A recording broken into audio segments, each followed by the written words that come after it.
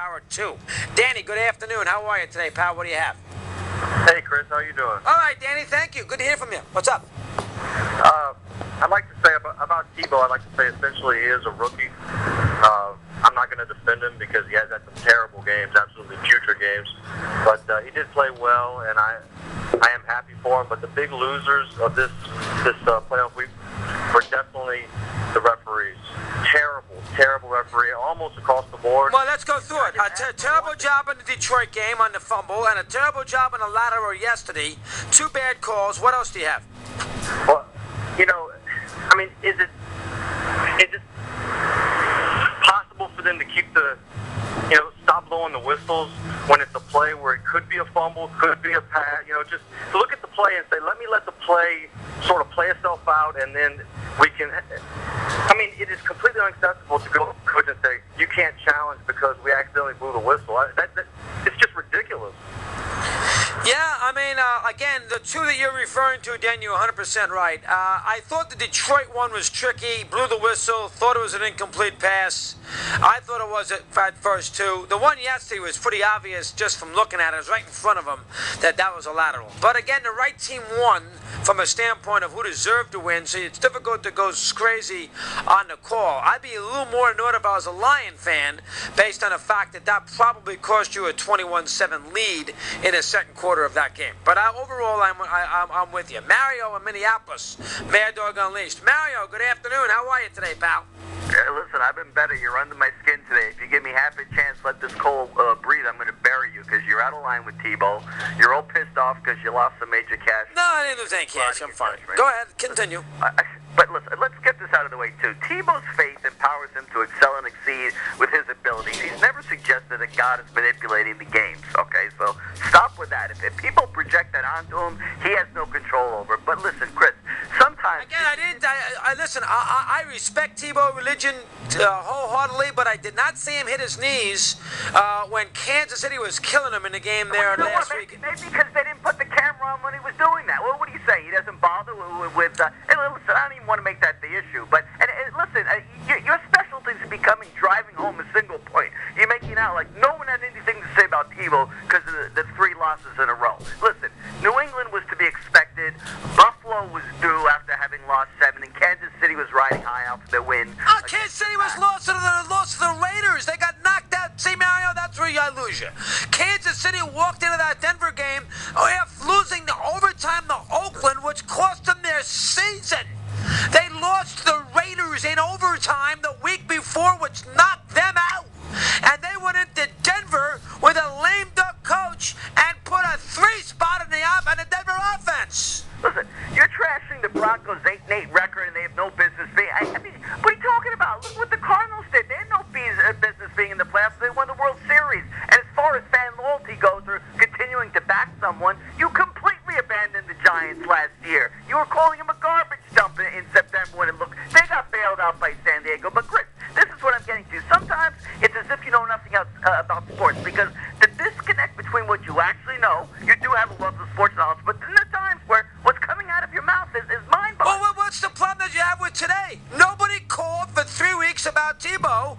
Nobody talked about him. The karma was shot dead as a doornail. And now all of a sudden we jump on a bandwagon. Now, what is so wrong with that statement? Bandwagon? I mean, did you watch the game last night? Were you that consumed with the money you were losing? I mean, that was one of the best games I've ever seen. I mean, do you know sports that ebbs and flows? That was not one of the best games I've ever seen. I'm sorry, that's not fair. All right, and wait, the jury's still out on Tebow's ability. That was not. That was not. That was not. This guy has an entire offseason with coaches in Elway and works on his game. This is, for all intents and purposes, a rookie. Your expectations are way too high. Let me tell you another thing. If they go into Foxborough next week, not playing not to lose, but to win, okay, and if they don't get screwed by some bad calls or non-calls, you know what? They will not embarrass themselves. They will not get buried, and they will possibly win the game. Marvin Woods, let's not forget, your record of picks, you know what? You had the conviction, and you know, your analysis of these games, it sounds great, and then they're played, and come Monday, you know what? You're wrong more often than not. Let's tally up your record, doggy. I love you, Mario. I love you. You guys are hot stuff. All you Tebow lovers. And listen, I like Tebow too. I like his intangible qualities and all those kinds of things. I did not hear a peep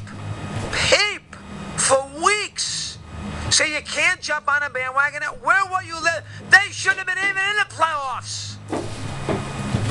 Here's Carlisle in Virginia. Carlisle, what's going on today? What do you have? Oh, Chris, my goodness, I'm telling you, these people are driving me crazy. Let me start with this, okay?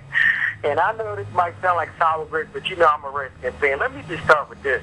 We're starting to see a little bit of a tendency with these kind of games here, with these 8-8 to 7-9. That game yesterday reminded me so much of New Orleans losing that game to a Seattle team who shouldn't even have been in the playoffs. But that being said, listen, let's keep in mind that this man was 10 for 21.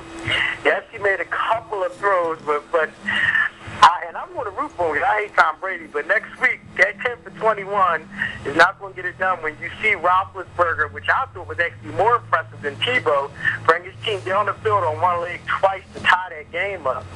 And as you said, nobody last week was willing to call and put their money where their mouth was and say, listen, I'm going to pick Tebow. So this week, and I listen every day, this week I want to hear somebody call in and say, listen, I'm picking before the game. I want to hear the Monday morning stuff if they luck up and beat New England. If you love Tebow that much and you think that he has all these intangibles in God and so on and so forth, then you call and you say, listen, I think he's going to beat New England this week. And then I won't have anything to say next week, nothing at all. I agree with you. Put your money where your mouth is. Don't worry about the points. Win the game outright. Completely agree. 100% right. Marty in Columbus, Ohio. Marty, good afternoon. How are you today? What do you have? All right.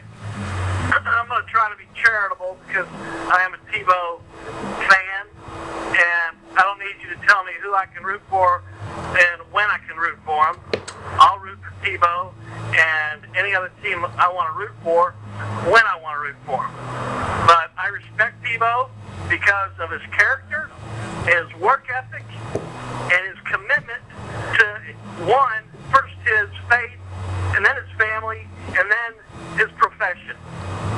And all you other people that don't buy that, you don't buy necessarily Tebow. You don't buy that, our country has gone astray. This has got nothing to, listen, we got a lot of louses who have been world champs. This has got nothing to do, come on now. We got a lot of bad guys who got world championship rings all over the place.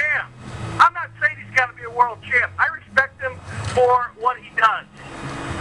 Now what? For any other team that I want to. But nobody said you didn't have to. But I mean, don't jump on the bandwagon now and tell me God plays in the games, and the fact that Tebow's great and look what he did and he's a miracle worker. I don't want to hear it because I did not hear a word out of Tebow's fans the last 3 weeks. Where were you last Tuesday, Marty? When I was on the phone, he was 6 for 22 for 40 yards. Maybe because I had to work and I haven't listened to you nonstop. Well, how come you work? Well, you're not working today. You're not working today. I'm in my car today, traveling between the